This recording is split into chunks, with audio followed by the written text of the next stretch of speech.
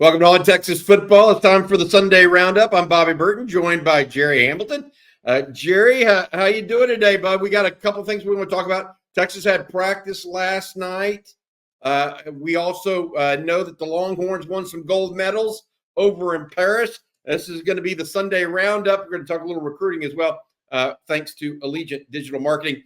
Gerry, let's start with practice last night. You reported that Alex January moved into the first group, not necessarily first string, but first group late yesterday. So, what are you hearing on the young man out of Duncanville, who, by the way, we also heard Colin Simmons had a nice practice last night. Right. What are you hearing about Alex January, though? Well, I think Alex January's just continued his strong spring, and that's happened really quickly with a good summer. It looked really good physically when we were out there, Bobby. 2 days last week, jumps to the front of the lines. I mean, he's sitting there looking to the right at Vernon, sitting there looking to the left at Alfred Collins. He is there to compete. He's made that obvious. I was just told that he had three really good practices to start fall camp, and that he got to mix in with the older kids a little bit, man. And doesn't mean he's in the six-man rotation, doesn't mean he's in the two deep, but it does mean he's got some reps there now. So that's significant because that is what we look for with this recruiting. We know Ryan Wingo's really good. We know Colin Simmons is really good. Who else in this class is going to show that maybe they're on a different trajectory than maybe thought coming out of high school? I think Alex January early on is one of those guys. I absolutely agree with you without question. One that is not on a different trajectory, but is on a different trajectory from everybody is Ryan Wingo. Young man made what I was told was a twisting catch down the sideline last night, away from his body, up in tight coverage, etc. Continues to be a real problem for Texas defensive backs. So Ryan Wingo, the true freshman there. Another newcomer is catching people's eyes on a continual basis, and that's Silas Bolton. Gerry, you and I both heard from folks yesterday that were at practice. They said that Bolton continues to be a problem for Texas defensive backs. His ability after the catch, his ability to get open is consistent. It's going to be hard to keep him out of the starting lineup. Yeah, I think so. One of the things I was told Saturday about him is he may be the most physical, willing blocker at the wide receiver position. That doesn't mean he is the best because he's not the biggest guy. But in terms of wanting to go get it done, that kind of fearlessness he shows as a punt returner, as a wide receiver, I think that fearlessness is coming through as a blocker too. Does that mean he's going to take down a Georgia linebacker? We're not saying that. But what we are saying is oftentimes people think of 5'8", 160 and say, man, he's going to be really good if you get the ball in his hands, but he's a liability in the run game. From what I was told, Silas Bolton is not going to be a liability blocking on the edge. In fact, he may be a plus because just his fearlessness and his tenaciousness. Sometimes all they need is a little chip. They don't need to sustain. Now, if you're talking about sustaining a block at that size, that seems like it would be a little bit different. But sometimes that's not what they need. They just need you to occupy somebody for a certain period of time. And if you have quicker feet, that's right. With your feet just as much as you do your arms. I know that sounds weird, but I was told that a long time ago. I'll tell you the other thing. When you're 5'8", 160, you can catch somebody with a pretty good block because they're not looking for the little guy. So there's a little plus side to that too. You can catch some guys sometimes. So something interesting. But, I was told Silas Bolton's just been tremendous as an all-around wide receiver. And that kind of goes to that point. And person I was told they think he can be an NFL draft pick at the end of the day and has a chance to be an NFL player. And at 5'8", 160, what more can you ask? I mean, that guy's come in and been better than anybody thought. Scary to think about what people would be talking about with Silas Bolton if he had been here for spring practice. I want to mention one other guy that falls in the same category of Alex January, is a guy that you didn't think necessarily out of the gate would have a huge role, and still may not, by the way. But I was told Jordan Washington, the tight end, Sark likes to move the tight end all over. Apparently last night when they were working out, Washington was moving out on the far edge several times in several different alignments. They're going to move him, the young freshman, out of Houston, all over the place, apparently. But he has also looked good early in fall camp. How many times have we mentioned this on Texas football? When I was out at Langham Creek, his head coach, Todd Thompson, was a former fullback at Rice, played during the Trevor Cobb years there. Really good offensive-minded coach at Langham Creek. He didn't just sit Jordan Washington out at the X receiver and run go routes. He played him as a sniffer role, as an inline, in the slot, outside. He made him a complete player, at least ask him to be a physical player along the line of scrimmage, ask him to do different things. And I think that's helped Jordan Washington's tight end development headed to Texas, because this is not stuff he hasn't ever been asked to do before, has never seen before. So that's helped put Jordan Washington in position to be ahead of the game. That all makes sense to me. Other news from yesterday's practice, Anthony Hill was a guy that some people said looked like $1 million, basically.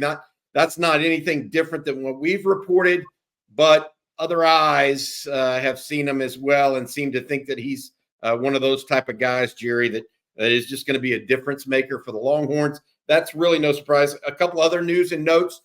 Trey Owens and Arch Manning both threw interceptions during the practice.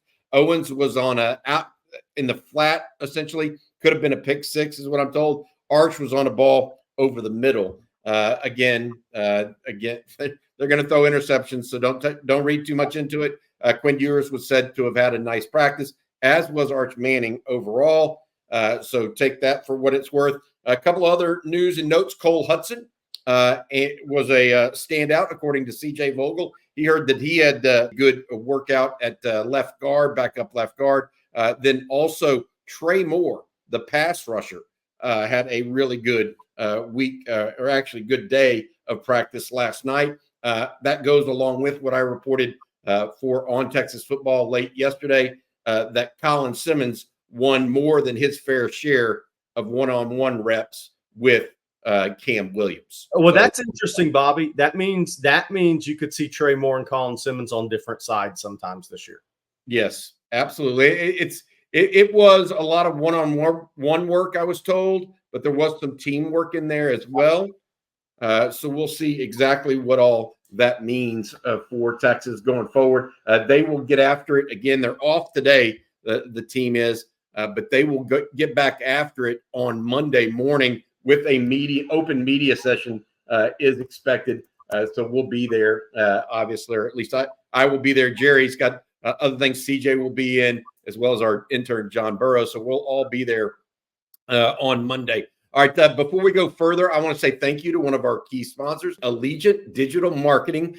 They have been with us for the roundup all year long. Did you know that among the top 9 challenges business owners face, the most difficult ones include finding customers, increasing brand awareness, digital advertising, and lead generation? What if I could point you to a local homegrown agency here in Austin that could solve those problems for your business once and for all? For more than 25 years, Allegient Digital Marketing founder and CEO Chad Markham, a UT grad and instructor of the Digital Marketing Boot Camp here at UT Austin, has helped thousands of businesses overcome these challenges. So if you guys are looking for something like this, take advantage of their Hook 'em Horn special and save up to $2,500 in advertising.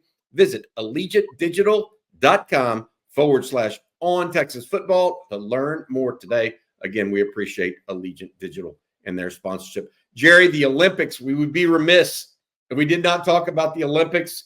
Scotty Scheffler, right as we're taping this, won the gold medal today in Olympic golf. Julian Alfred won the 100 meter in the women's championship yesterday. Ryan Krauser, the shot putter, he has now won gold in Rio, Tokyo, and Paris. He owns the world. 3-time shot put world champ or gold medalist. Proud Longhorns, along with a list of swimmers that also won gold in Paris as well. Congratulations to those. Any comments on that group?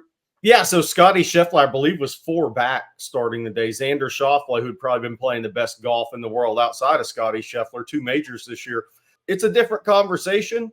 It's probably a video for Highland Park High School at this point. But Scotty Scheffler, he's on path to be the greatest athlete that's ever come through Highland Park. And that's saying something because Doak Walker came through Highland Park and Matt Stafford came through Highland Park. But Scotty Scheffler has won 2 Masters, a gold medal.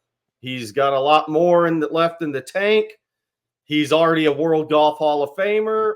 I mean, I think he's probably going to end up being number 1 on that list. Well, that's a big, you also got to include Bobby Lane. He and I think Doak Walker were high school teammates.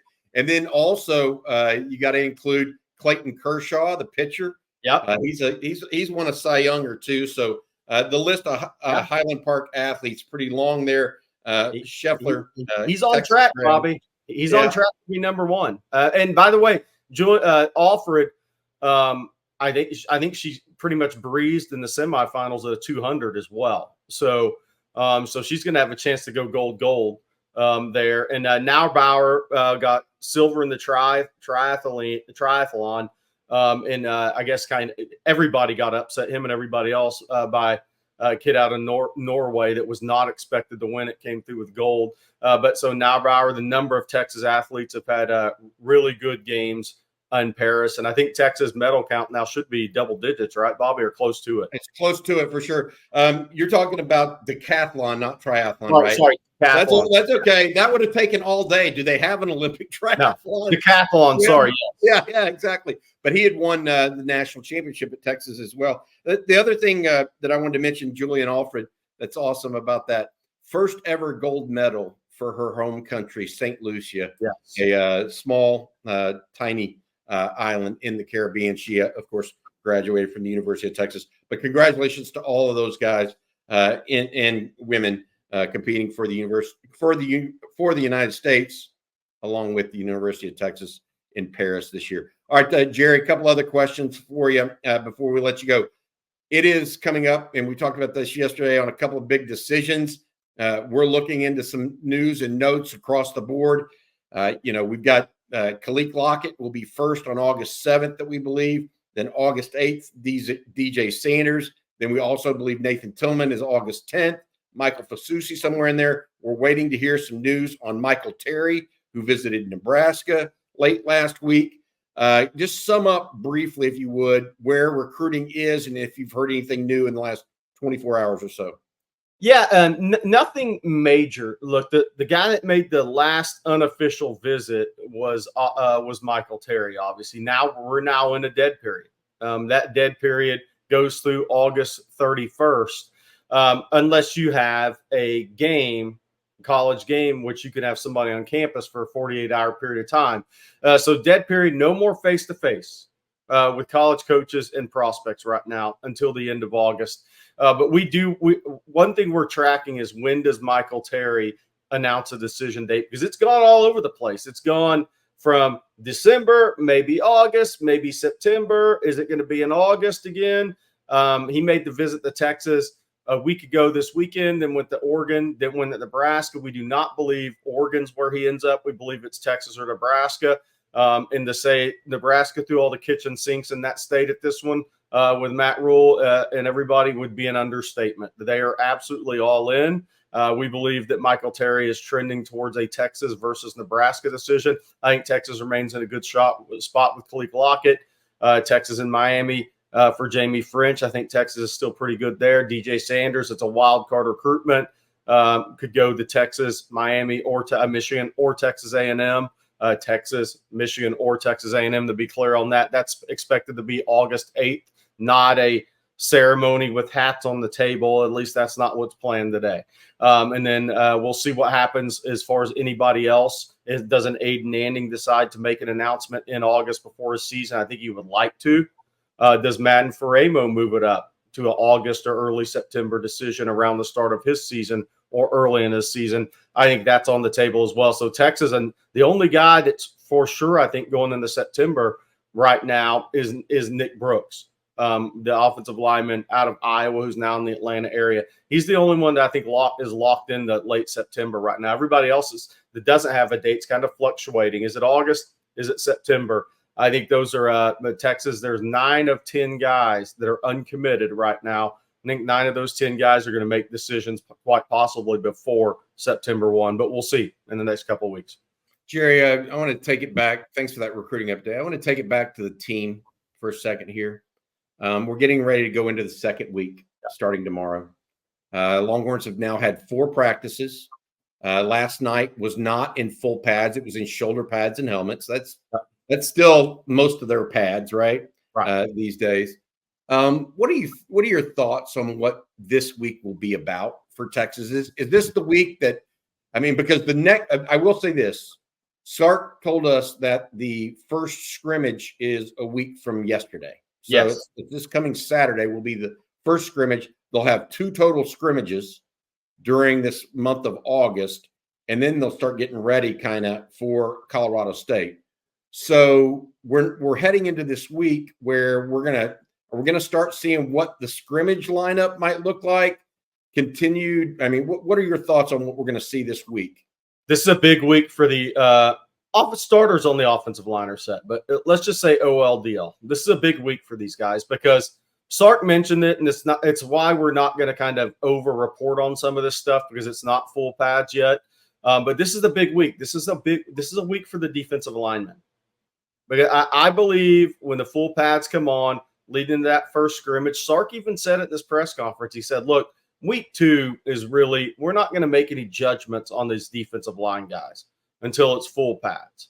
Well, that's here this week. So this is a big week for defensive line, the position that everybody has their eyes on, and maybe a Javion Cole at corner too, or maybe the guys who have just got here in June versus were there in the spring.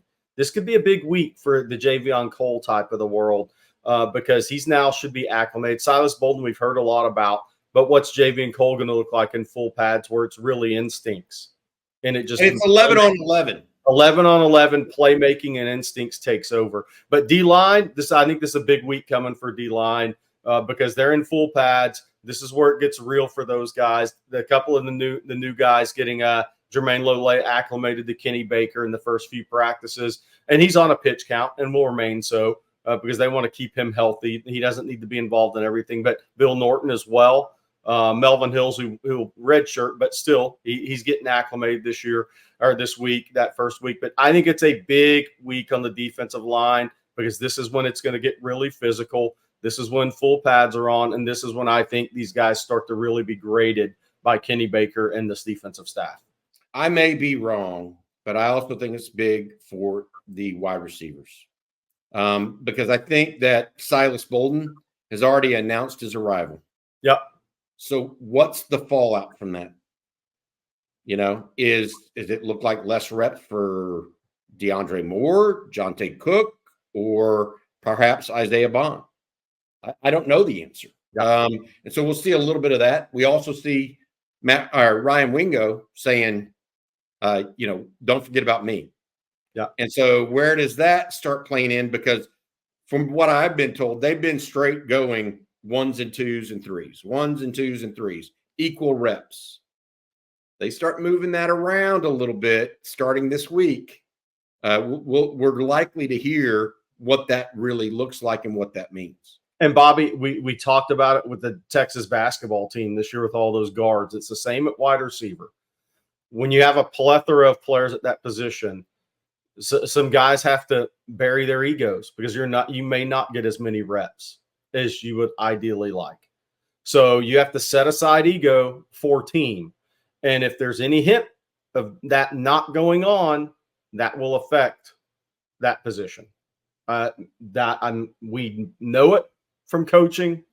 And so it happened with Isaiah Nayor last year. Isaiah Nayor is a more than capable 4th receiver, but he just went in the tank whenever he wasn't one of the top 3 after he got a little injured. And completely changed his outlook on the entire season, ended up transferring after being a very talented player potentially for Texas. Yeah, I mean, that's the thing is, look, you may not get as many reps as you ideally want. There's 6 really talented receivers, and Ryan Niblett and Parker Livingstone, and Aaron Butler are talented guys behind that. So that you may not get as many reps as you ideally want. And where the issues come in is if a freshman and a guy who just got here late start taking the reps, then how do you respond to that? To your point, Bobby, that's going to be big this week. Yeah, can't pout, man. You got to stay after its butt. That's just the way of life because things do happen. All right, I want to say thank you one last time before we leave you for Allegient Digital Marketing. Are you a business owner who struggles with any of the following? Finding new customers, consistent leads, finding marketing services to promote your business that actually work? Founder and CEO Chad Markham with Allegient Digital Marketing, an Austin-based ad agency, has helped thousands of business owners just like you for more than 25 years conquer these very same challenges. So if you're ready to start making money in your business and grow with confidence, visit allegiantdigital.com/ontexasfootball and get a free marketing plan. Plus, you can save up to $2,500 in advertising with their Hook 'em Horn special today. That's allegiantdigital.com/ontexasfootball. All right, Jerry, that's going to do it for the roundup. You have anything else you want to add? Good luck to Julian Alfred in the 200-meter, obviously. You've got coming back, you and the guys are going to be on the 7 o'clock live stream tonight. Anything else? Yeah, no, not really. I mean, look, I think this is the big week. I think for the Texas football team, I think the competition gets real this week. I think it's been a feeling out process for the staff and the players to a certain extent, kind of getting your feet back underneath you. But this week, it gets real. The depth chart, those things start to get worked out. Some early looks at it this week. There's going to be some real meetings in this coach's office after this week, after the Saturday scrimmage, as to where certain players stand. So it's a big week. It's a big week to perform for all these guys that are on the Texas team. And yeah, a lot of these guys have some spots locked up. But this is still a big week of competition. Make no mistake, especially a defensive back, defensive line, wide receiver, the young linebackers, Bobby, maybe that fourth running back spot, Christian Clark, Jarrett Gibson, some of those spots, those backup guard spots, maybe the young tackles. This is big weeks coming up for these guys as Texas starts to solidify what that depth chart would look like. Because you also look, we're 3 weeks away, but you're a month away from a travel roster. It's not that far off. Yep, I agree. All right, hey, folks, join the discussion with us over at ontexasfootball.com. When we're not talking football here on the video channel or on the podcast, make sure you check us out at ontexasfootball.com. That's ontexasfootball.com. We got a message board. We're talking football, basketball, baseball, and recruiting all day, every day over at ontexasfootball.com. All right, for Gerry Hamilton, I'm Bobby Burton. It's been this episode of On Texas Football. Hook 'em.